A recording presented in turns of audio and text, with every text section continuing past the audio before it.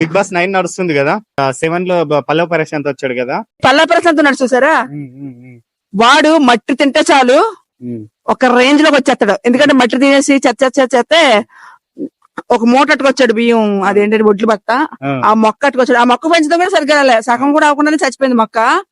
అలాంటి వాడు బేకర్ నా కొడుకులందరినీ తీసుకొచ్చి బిగ్ బాస్ లో పెడతారు. ఇప్పుడు ఏం చేశాడు ప్రజలకి? డబ్బు తిన్నాడు వచ్చి. ఏం తిన్నాడు? అదే దగ్గర బిగ్ బాస్ లో గెలిచిన పైసలు మొత్తాన్ని ఆ ప్రజలకి సాయం చేయడానికి ఇస్తానని చెప్పి మొత్తం దొబ్బు తిన్నాడు. మొత్తం దొబ్బు తిన్నాడు అంటావా?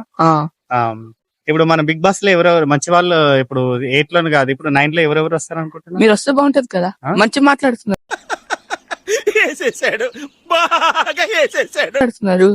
ఓకే, ఇప్పుడు సపోర్ట్ చేస్తావా నేను వస్తే? నేనేం చేయగలను?